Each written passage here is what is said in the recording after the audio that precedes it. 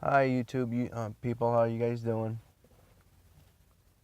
The reason why I'm actually making this video is because I want you to research what Asperger's is. I really want you guys to research it really good, because I want you to be very cautious about this one man who can say that he's your friend, he's your best friend in the world or whatever. Like he could tell you, "Don't worry, man, I got your back. I got your back." Oh, don't worry about it. Everything's gonna be fine. Everything's gonna be no. He's gonna use you to his advantage. Why? Because he did it to me.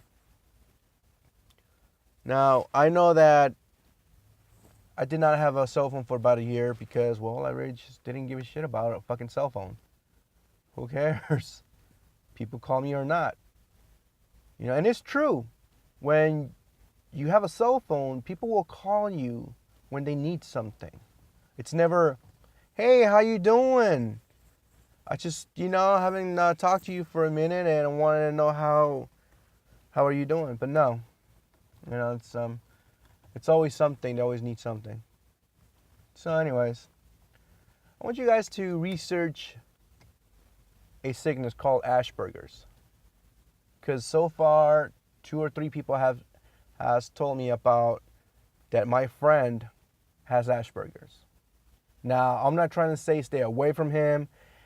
I'm just trying to let you know, be very cautious. You want to be his friend, be his friend. But I am very cautious with him now. It's just, wow. Well, anyways, he loaned me a cell phone. He said, "Look, I have 3 cell phones. Here, have this one. It's my backup cell phone." I'm like, "I don't want it." "No, dude, please, take it. You're going to need it." I'm like, "No, that's fine." And he goes, "No, really, please." So I took it. And he said, "Keep it, man. You're going to need it. I have 3 cell phones, so, this one's not doing anything, so use it." Like, okay.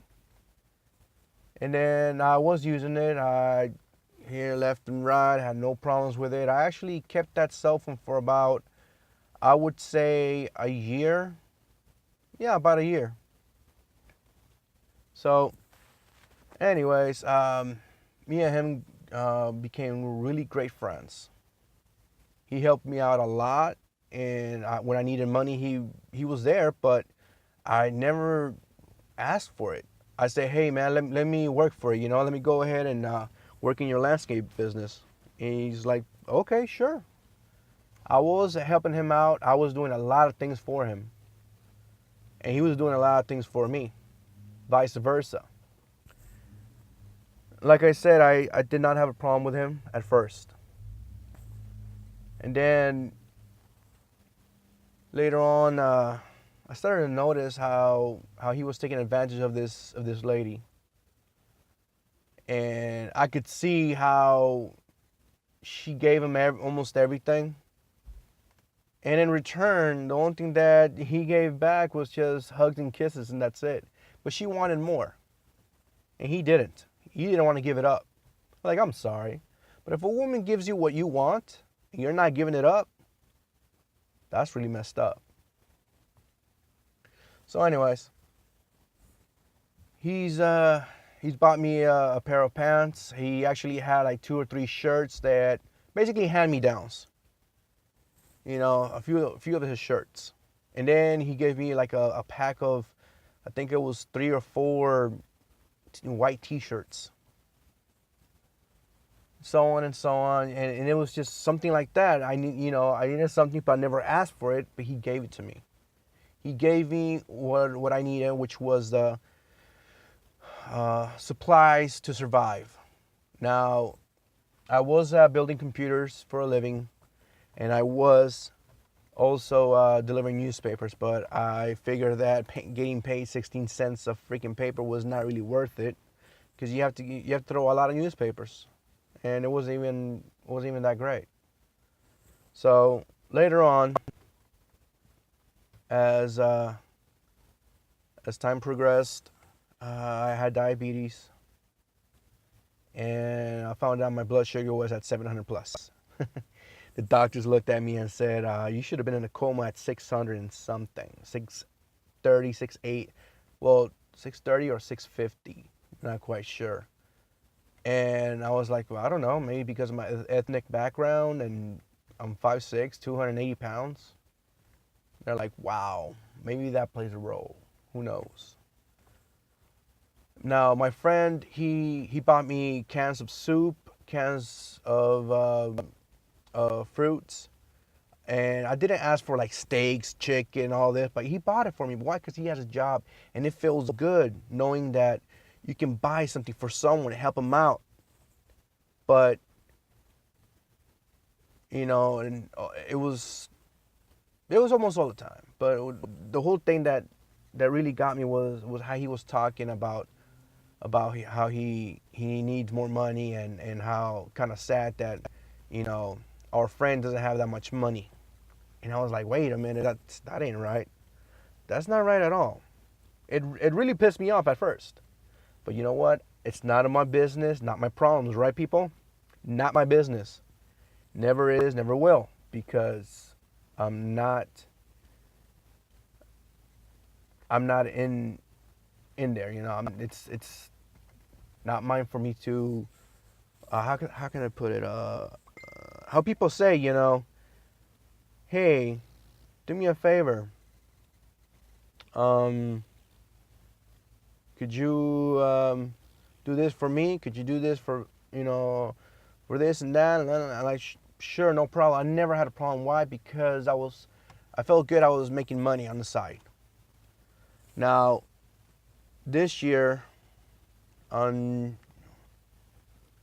July 7th, I went to Reno because a friend of ours begged us to go and live with her for quite some time, save some money, and that's it, right? Now, one thing that I was looking at was that there was barely any food in the place. Now, we were living off of a hotel. And, oh my God, she has a really, really light, not light, short fuse, sorry about that. Really, really short fuse. And I was like, wow, that is totally messed up.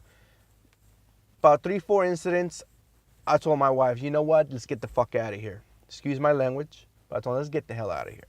And we did. But before we left, my friend, he said, you know what, here's $120. I'm going to wire it to you on Walmart to Walmart. Please do me a favor.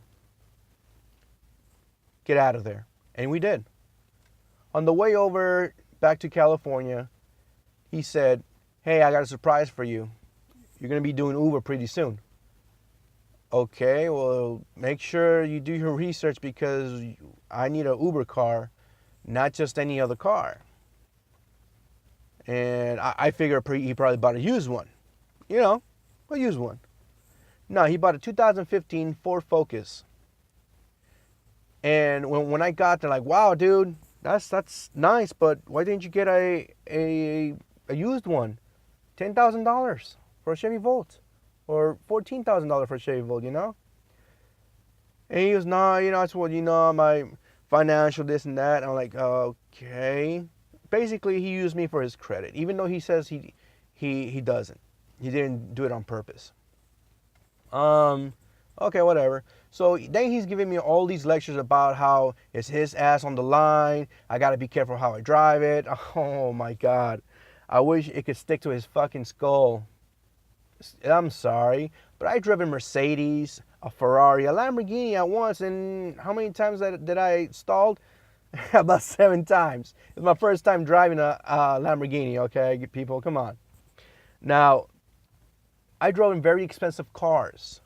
I used to work at the Oakland, not in the Oakland airport, but one of them independent parking companies.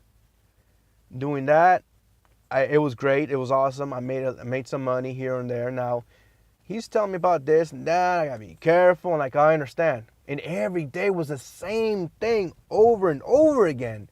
There is no fucking end to this. Like, wow, really?